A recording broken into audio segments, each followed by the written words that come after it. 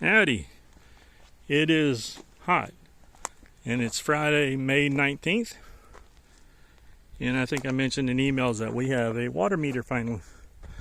And they need to come in, and where they dug across the road, it's slumping down over there. So I told them they need to come in and add some fill to the road, or it's going to just get worse and worse. I don't think it'll bust the pipe because they put in that flexible pipe down under the road, 1 inch. So it should be fine.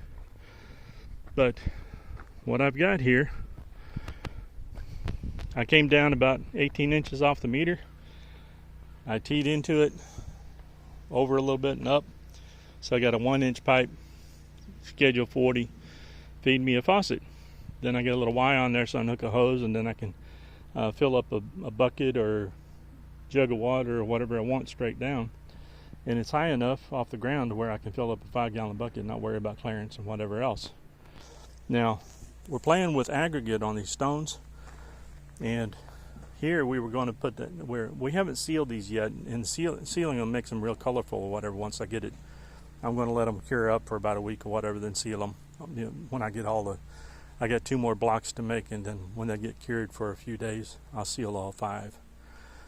But this will be a little, we call it like a river run or whatever, but it's a streak of blue and white glass beads.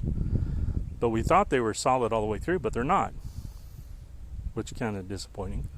So the tops of it, whatever, gets exposed, so they're like cheap painted whatever. So we learned that if we get glass beads, make sure they're solid glass all the way through next time.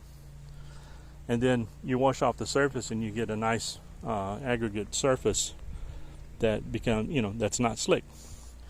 This one, well, I got to sweep it or whatever, but it's oh shoot.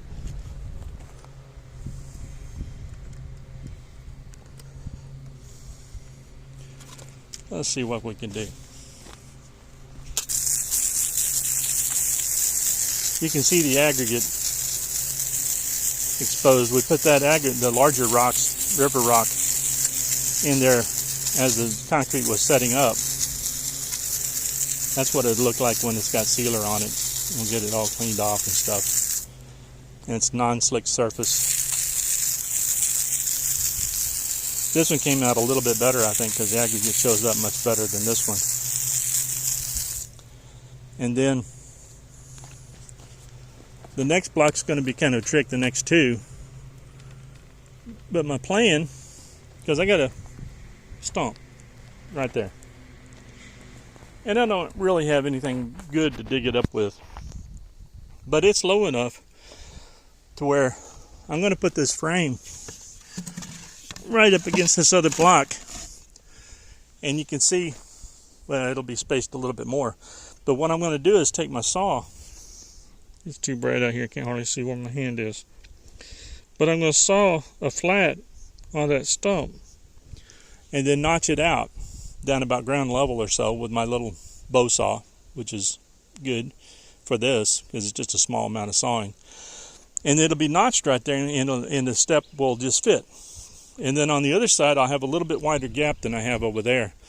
But I'll notch this other side the same way and have the last step over here, and it'll be kind of sloped. But that's all right.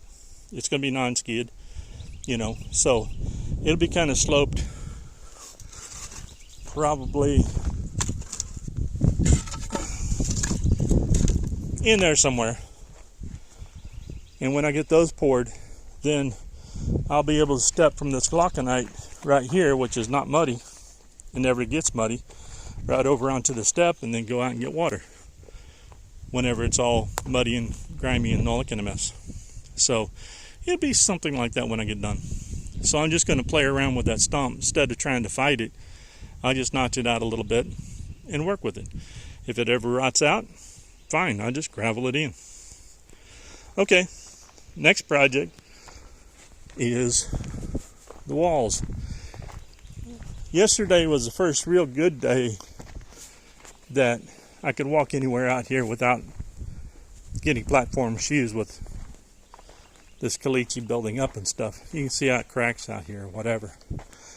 But the second wall is nailed together. the rectangular part of it.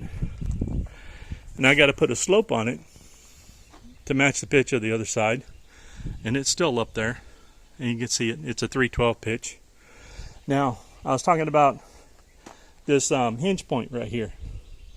You know, when you start lifting it up, it wants to hinge. And when the wind blows against the wall, it wants to hinge. And it's the weak point in the wall that you've spliced onto. But with these 10-foot boards, I got one on the end, one right there, and two of them right there, because that's a load-bearing, that's going to be the center load-bearing wall. So I got a lot of 2x4s there. But I set it up so that that cap board is anchored to two studs, sitting on top of two studs. This one I just added a little piece of a stud there. It'll hold it just fine. That one's 4 full studs and 2 10-footers going up. Those will get sawed off because it's not, those are taller than the wall's going to be. This one over here I'll splice on extra. So I have another stud running up through there to go up however high I got to go. And on the end down there it'll be 4 feet. So it'll be spliced on. But what those 10-footers do is keeps that hinge point from being formed so that when I lift this wall, it'll be all one solid unit. And I got 3 studs on the end. So it's about half the work's done. This part's the easy part. The angle, getting the angle on here.